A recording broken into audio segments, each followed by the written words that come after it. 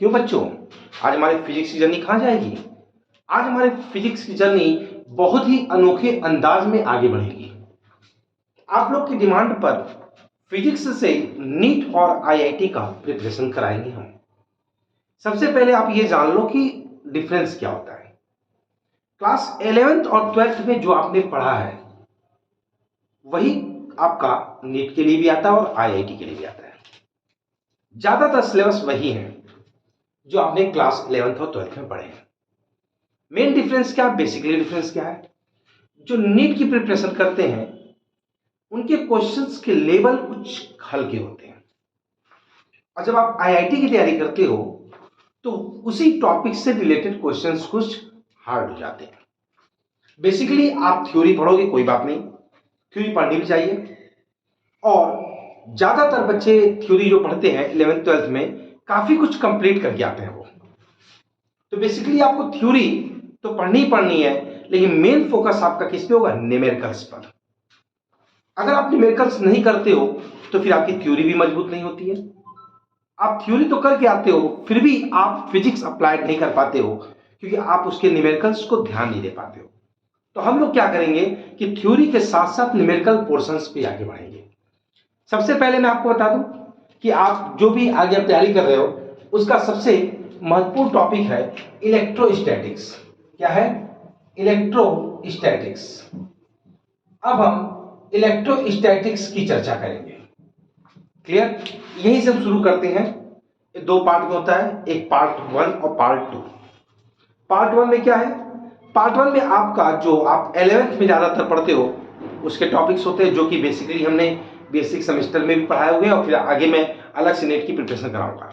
ठीक है, आज हम पार्ट 2 पे चलते हैं जो कि क्लास 12 से रिलेटेड है, electrostatics. Now the question arises कि व्हाट इज इलेक्ट्रोस्टैटिक्स? इलेक्ट्रोस्टैटिक्स क्या होता है? तो the branch of physics in which we deals the states of static और डायनेमिक चार्ज। माने कि कहीं स्टैटिक और डायनेमिक चार्ज की जो स्टेट्स है, जो हम उसको क्या करते हैं, डील्स करते हैं, उसके नेचर को देखते हैं, बिहेवियर को देखते हैं। तो जिस ब्रांच के अंतर्गत ये सब देखते हैं उसे कहते हैं हम लोग इलेक्ट्रोस्टैटिक्स। तो इलेक्ट्रोस्टैटिक्स के अंतर्गत हम लोग किसकी बात करते हैं? चार्ज की बात करते हैं। क्लियर? बाकी डिटेल में तो आप पढ़ के आए हो, चूंकि यहाँ पे नीट की प्रिपरेशन कर रहे हो तो आप इंटर में पढ़ के आए हो या इंटर पढ़ रहे हो तो ये सब चीजें आपको मिल जाती हैं। क्लियर? तो आप चार्ज कितने प्रकार का होता है? अब इसकी बहुत लंबी सी कहानी है कि आपने इसको इस पे रब्ट किया, आपने इस पे इसको रब्ट किया, ऐसा है ना। लेकिन बेसिकली चार्ज किसे कहते हैं? चार्ज होता क्या है? कोई बताएगा हमें? चार्ज किसे कहते हैं? Electric charge is basically defined as the property. Electric charge is basically defined as the property by virtue of which a body attract or repel to another body having similar properties. कहने का मतलब क्या है कि charge वो property होती है, वह गुण होता है जिस गुण के कारण कोई बॉडी क्या करती है, किसी अन्य बॉडी को अट्रैक्ट या रिपेल करती है। माने या तो अट्रैक्ट करती है या तो रिपेल करती है। क्लियर? और चार्ज कितने प्रकार का होता है? चार्ज दो प्रकार का होता है, एक होता है पॉजिटिव चार्ज और एक को कहते हैं हम लोग निगेटिव चार्ज। एक आपका क्या हो गया? पॉजिटिव चार्ज, और दूसरा आपका क्या हो गया? Negative charge. अब आपने पढ़ा होगा ऐसा, तो ऐसे बहुत सारे एग्जांपल्स मिले होंगे कि आपका ग्लास होता है, आपने उसको सिल पे रगड़ दिया, आपने उसकी छड़ को बिल्ली की खाल से रगड़ दिया, ऐसे बहुत सारे हैं, रब्ड कर देते हो कंघी वाला। लेकिन ऐसा पाया गया बाद में कि पॉजिटिव और निगेटिव चार्ज का जो डिस्ट्रीब्यूशन है उसमें यह बाद में माना गया कि जो पॉजिटिव चार्ज होते हैं वो डिस्ट्रीब्यूट नहीं होते, वो नहीं जाते हैं। यानी मोमेंट कौन करता है? Negative charge. मोमेंट कौन करता है? निगेटिव चार्ज मोमेंट करता है। यानी कि जो आपका चार्ज का मोमेंट है वो किसके कारण होता है? निगेटिव चार्ज के कारण। इसका मतलब क्या हुआ कि मोशन कौन करता है? हमेशा निगेटिव चार्ज करता है। जैसे मैं समझा दूं कि अगर आपके पास एक ये बॉडी है, एक और है, क्लियर, और मान लिया इसके पास 5 प्लस है और 5 माइनस है, इसके पास 7 प्लस है और 7 माइनस है। क्लियर? और जब इनको आपस में रब्त किया जाता है, रगड़ा जाता है, तो क्या होता है, इसमें से पॉजिटिव इसमें चला आता है ना, पॉजिटिव नहीं जाता, बल्कि इसमें से निगेटिव इसमें आ जाता है। जैसे रब्त कर दिए तुम, तो यहां पे 5 तो प्लस नहीं गया। अब मान लो कि इसमें से 3 इधर आ गया, क्या आ गया, 5 तो था ही पहले से, और 3 और आ गया। इसमें कितने हुए, 8, और इसमें क्या हो गया बेटा, इसमें आपके ये 7 तो पड़े ही है, 7 है ना, देखो 1 2 3 4 5 6 7, और कितने निगेटिव थे, 7, और 3 इसमें आ गया, तो ये निगेटिव कितना बचा, 4। आपने देखा क्या, ट्रांसफर कौन हुआ, ट्रांसफर हुआ निगेटिव चार्ज। कौन ट्रांसफर हुआ, निगेटिव चार्ज ट्रांसफर हुआ। तो जब निगेटिव चार्ज ट्रांसफर हुआ, तो आपने यहां देखो 2 बातें जान लो। एक और बहुत अच्छी चीज यहां सीख गए, क्या सीख गए, ऐसी कंडीशन पढ़ते बेटा, कंडीशन ऐसे ही पढ़ते हैं, कम समय में ज्यादा काम करते हैं। तो देखो यहां पे आपने एक बात और सीखा, पहले तो आपने सोचा कि मोशन कौन करता है, मोशन कौन करता है, निगेटिव चार्ज करता है। और जब निगेटिव चार्ज मोशन करता है, इसमें आता है, तो यहां पे 2 चीजें हो गई, यहां पे देखो निगेटिव ज्यादा हो गया और यहां पे पॉजिटिव ज्यादा हो गया। इसका मतलब इसकी जो कैरेक्टरिस्टिक्स है वो कैसी हो गई, पॉजिटिव। क्यों, क्योंकि प्लस ज्यादा हो गया, माइनस कम हो गया। और इसकी क्या हो गई, निगेटिव। इसका मतलब क्या हुआ कि जो लेता है उसकी प्रॉपर्टी क्या है, लेने वाली, एक्सेप्टर, और जो देता है वो कौन है, डोनर। तो डोनर हमेशा कैसा होता है, पॉजिटिव, और एक्सेप्टर कौन होता है, हमेशा निगेटिव। यहां पे आपने एक चीज और नहीं ध्यान दिया कि यहां पे मैंने आपको एक चीज और पढ़ा दिया, law of conservation of charge. हमने यहां पे आपको law of conservation of charge भी बता दिया। कैसे बता दिया law of conservation of charge, ध्यान से देखो। हमने क्या कहा, यहां पे कितने है, यहां पे 5 पॉजिटिव 5 निगेटिव, यहां पे 7 पॉजिटिव 7 निगेटिव। अब हमको ये बताओ कि टोटल पॉजिटिव कितने हैं, यहां पे 12, टोटल निगेटिव कितने हैं, 12। अब यहां पे देखो, जब मैंने रब्द किया, ये इसमें से इसमें आ गया, यहां कितने पॉजिटिव हैं आपके पास, 5, यहां कितने पॉजिटिव हैं, 7, यहां कितने निगेटिव हैं बेटा, बताइए, 1 2 3 4 5 6 7 8 होगा, और यहां कितने हैं, 4। अब देखो हमें बताओ ध्यान से कि इसका एडिशन कितना है, इसका एडिशन है 12, और इसका एडिशन कितना है, 12। तो आप हमको ये बताओ कि इसका भी 12 आया कि नहीं आया। आपने क्या पाया कि इलेक्ट्रॉन एक बॉडी से दूसरे बॉडी में ज्यादा जरूर है, परंतु आप कह सकते हो कि यहां पे चार्ज जो है वो कंजर्व रहा। इसका मतलब कि आप कह सकते हो charge can not be created not be destroy, माने कह सकते हो कि चार्ज को neither created not destroy, charge न तो क्रिएट किया जा सकता है और न ही डिस्ट्रॉय किया जा सकता है। इसके बहुत सारे एग्जांपल्स और भी हैं law of conservation of charge में। कैसे, जैसे आप लोग ऐसे पढ़ते हो कि अगर मान लो एक इलेक्ट्रॉन और एक पॉजिट्रॉन हो या गामा फोटॉन हो, ऐसा पढ़े नहीं पढ़े हो, तो आपने ऐसा देखा होगा। तो पहले इसको नोट कर लीजिए, तो मैं इसको अरेंज कर लूं तो बताता हूं आगे, जल्दी देखिए। जैसे आपने बहुत सारे एग्जांपल कंजर्वेशन के और पढ़े थे, कैसे पढ़े थे आप लोगों ने पढ़ा था गामा। अगर एक गामा फोटॉन है, ऐसा आपने पढ़ा है ना, गामा फोटॉन, तो इसके द्वारा एक इलेक्ट्रॉन और एक पॉजिट्रॉन, पॉजिट्रॉन माने पॉजिटिव इलेक्ट्रॉन, तो ये आपको इसको बोलते हैं पेयर प्रोडक्शन। क्या बोलते हैं, पेयर प्रोडक्शन। यहां पे भी देखो आपकी चार्ज क्या है, कंजर्व है। कैसे पता कंजर्व है, कि यहां पे देखो एक इधर माइनस है इधर प्लस है, दोनों कैंसिल आउट, ये देखो न्यूट्रल है। ऐसे ही एक इलेक्ट्रॉन और एक पॉजिट्रॉन जब रिलेट करते हैं तो क्या करते हैं, 2 गामा फोटॉनों की उत्पत्ति होती है उनसे, इसको बोलते हैं पेयर रिलेशन। तो ये आपका क्या है, यहां माइनस यहां प्लस, दोनों न्यूट्रलाइज हो गए, यहां भी न्यूट्रलाइज। अगर आप रेडियो एक्टिव में जाते हो तो क्या होता है, बान पे uranium 238 goes to 90 thorium 234 plus 2 He4, ये आपके पास रिएक्शन बनता है रेडियो एक्टिविटी में।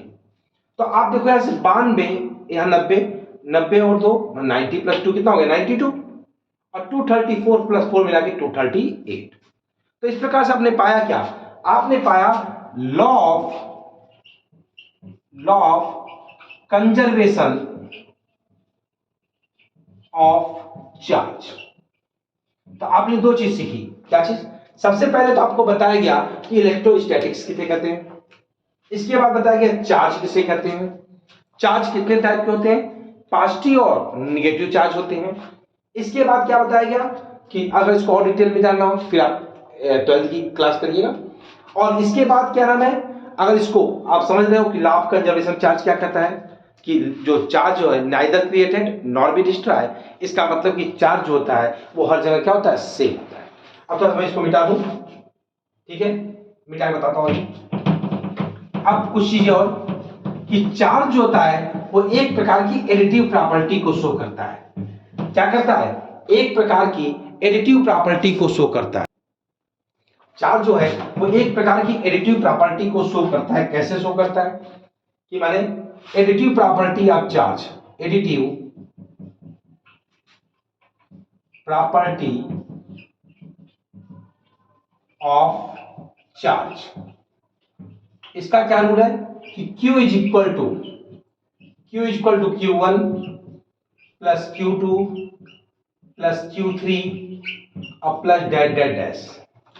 कहने का मतलब क्या है कि अगर चार्ज पॉजिटिव है तो सीधा पॉजिटिव जुड़ जाएगा और निगेटिव है तो निगेटिव जुड़ जाएगा।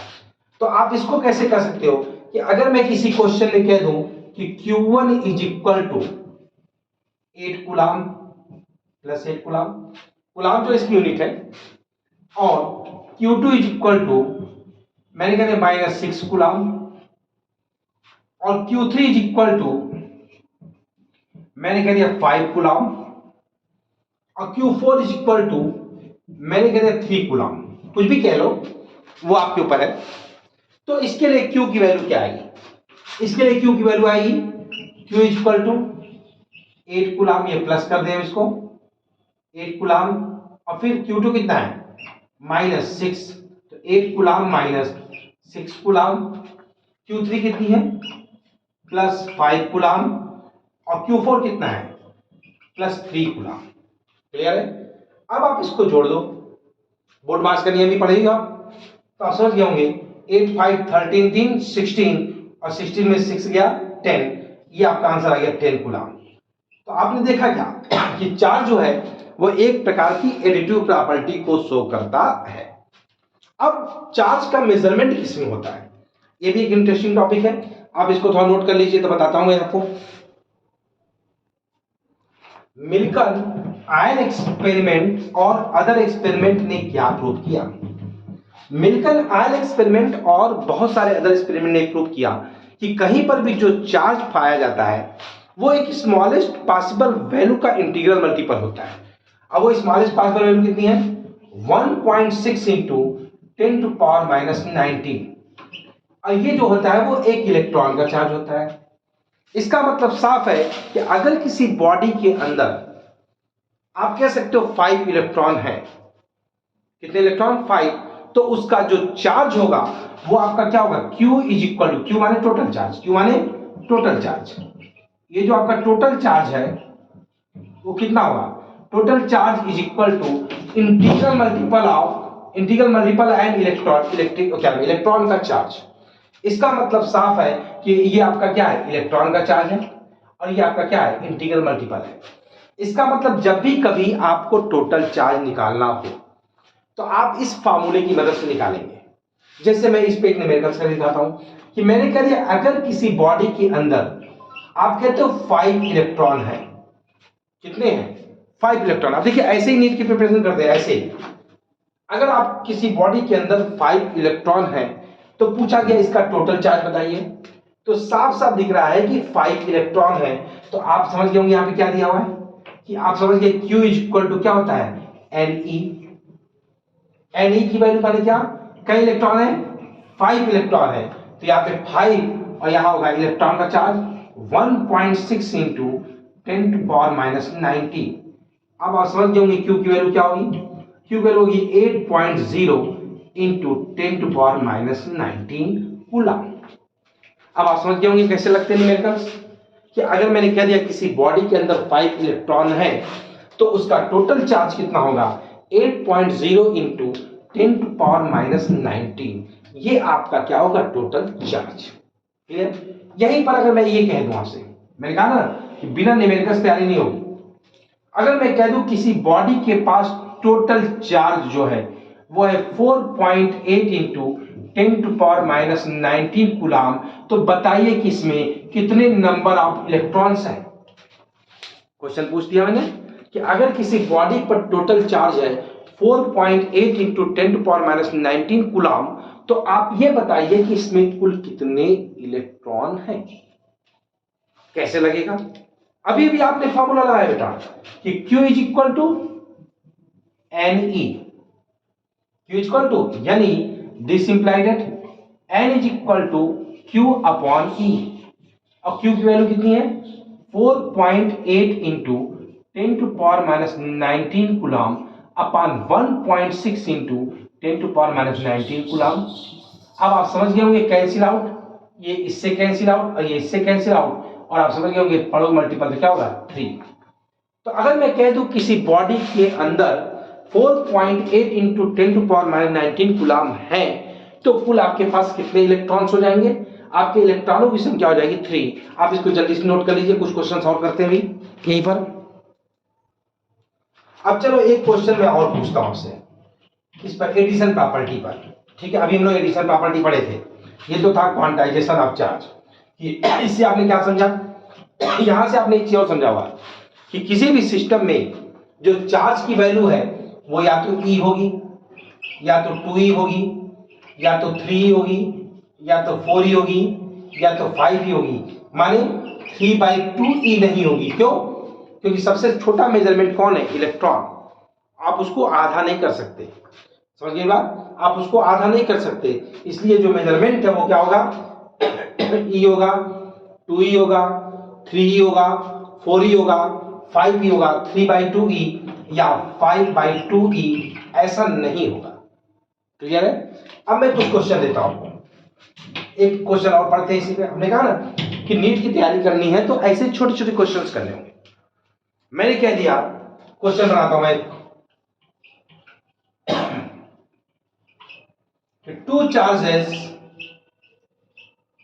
two charges Q1 and Q2,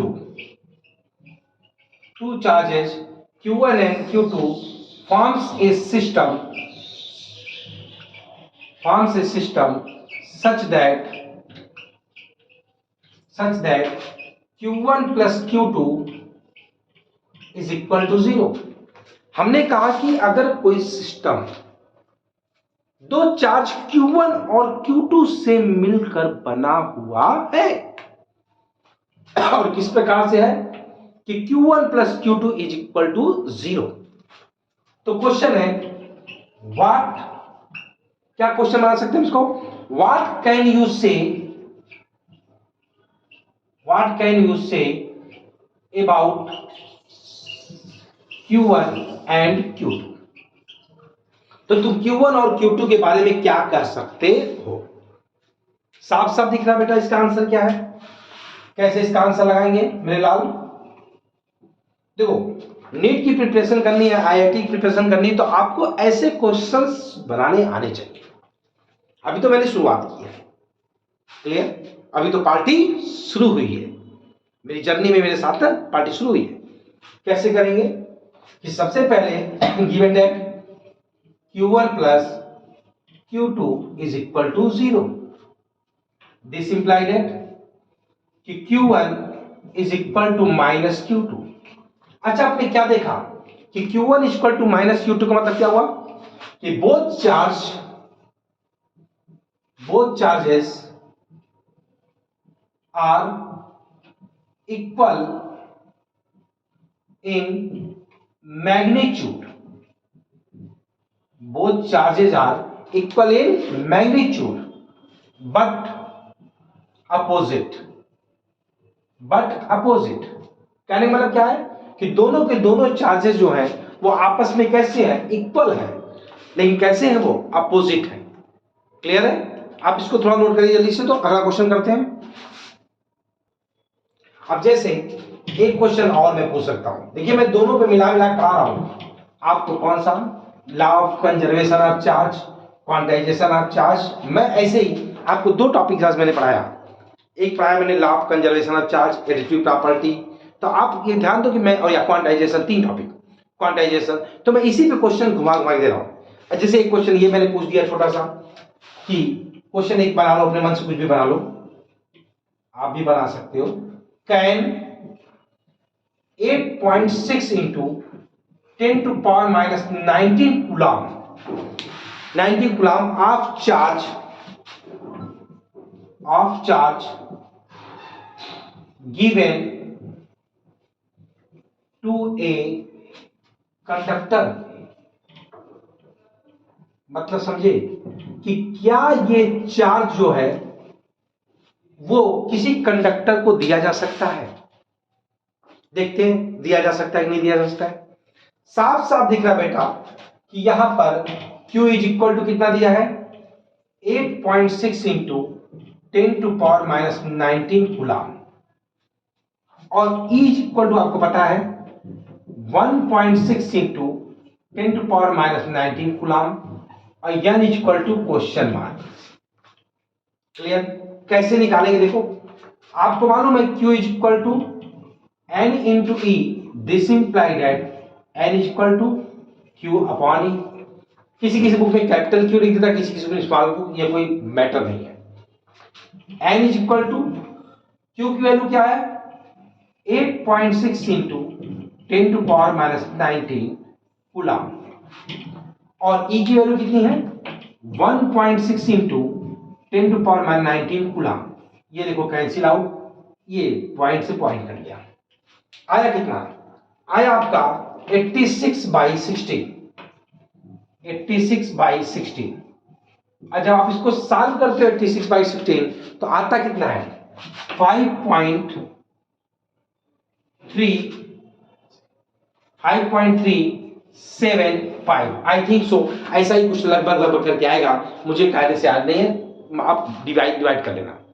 अच्छा आपको ये बताओ कि कुछ भी आए, हम तो थोड़ा जल्दीबाजी में इसलिए कर दिए क्योंकि ये 5 पॉइंट आ रहा था, तो आप समझ गए होंगे कि n की वैल्यू 5 पॉइंट में आ ही नहीं सकती। अभी मैंने कहा था कि जो उसकी वैल्यू है वो 3/2e नहीं हो सकता, 5/2e नहीं हो सकता। जब भी होगा क्या होगा, e होगा, 2e होगा, 3e होगा, 4e होगा, 5e होगा, 6e होगा, इनके बीच में नहीं होगा। और ये साफ दिख रहा है कि 5 और 6 के बीच में आया है।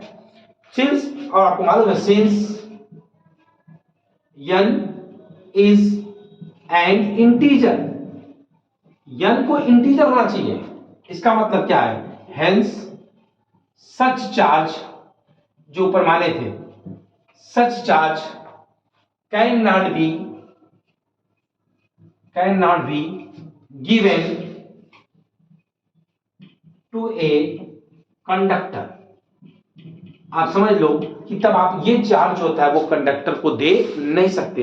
कंडक्टर को देना था तो 8.6 नहीं देना था। अगर ये 8.0 होता 8.0 इंटू 10 to power 19, तब यहाँ पे 80 आता, और ये 16 आता, तब ये 5 आता, तब आप कर सकते थे कि ये चार्ज आप उसको दे सकते हो। तो जल्दी से नोट कर लो इसको बेटा। तो अब हम लोग क्या करते हैं, अब हम लोग ऐसे क्वेश्चंस और भी लगाएंगे। पहले आप लोग थोड़ी प्रैक्टिस कर लीजिए, फिर अगले वाली जर्नी में हम करेंगे क्या, इन ऐसे टॉपिक्स पर कुछ और अपर लेवल के क्वेश्चंस लेके आएंगे। इसमें एक चीज और मैं बताना चाहता हूं, invariance of electric charge. Invariance of electric charge क्या कहता है कि जो चार्ज होता है वो बॉडी की वेलोसिटी पर डिपेंड नहीं करता।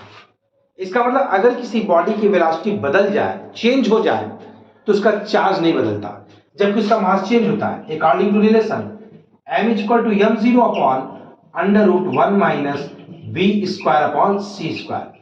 क्योंकि इस फार्मूले में कहीं पर भी q नहीं आया हुआ है, इससे आप क्या समझते हो कि बॉडी की वेलोसिटी का उसकी मास पर तो असर पड़ता है। उसका मास जो है वो वेलोसिटी से चेंज होता है, परंतु उसके चार्ज पर वेलोसिटी ऑफ बॉडी का कोई भी इफेक्ट नहीं पड़ता है। इसका मतलब कि वेलोसिटी चेंज हो जाने से भी उसके चार्ज में कोई चेंज नहीं होता। तो आज हम लोगों ने क्या क्या पढ़ा, अगली जर्नी क्या करेंगे हम लोग, अभी हम लोग कूलम लॉ पे नहीं जाएंगे, इसके बाद जाएंगे। सबसे पहले ऐसे क्वेश्चंस पे कुछ हार्ड क्वेश्चंस। अब थोड़ा सा लेवल, मैंने पहले ही कहा ना कि हमेशा आपका लेवल केवल बढ़ेगा, थ्योरी सेम है। क्लियर? तो आप अपने लेवल को बढ़ाएंगे हम लोग अगले यूनिट, अगली जर्नी में। तो नीट की अगली जर्नी सेकेंड क्लास में हम लोग इसी टॉपिक से रिलेटेड अभी और भी क्वेश्चंस करेंगे। क्लियर? न्यूमेरिकल्स। अभी हम क्या करते हैं, अभी हम आपको एक बार फिर से रिवीजन करते हैं। हम लोगों ने क्या पढ़ा? सबसे पहले हमने पढ़ा कि वह ब्रांच, जो कि मेरी आदत रिवीजन करने की, वह ब्रांच जिसमें स्टैटिक और डायनेमिक चार्ज की चर्चा की जाती है, पढ़ी जाती है, उनके बारे में अध्ययन किया जाता है, स्टडी की जाती है, उसे कहते हैं इलेक्ट्रोस्टैटिक्स। इसमें सबसे पहला टॉपिक क्या था? चार्ज। मैंने कहा चार्ज वह प्रॉपर्टी है जिसकी ओर क्या, यानी चार्ज की property by virtue of which they can attract और रिपेल टू अनदर बॉडी।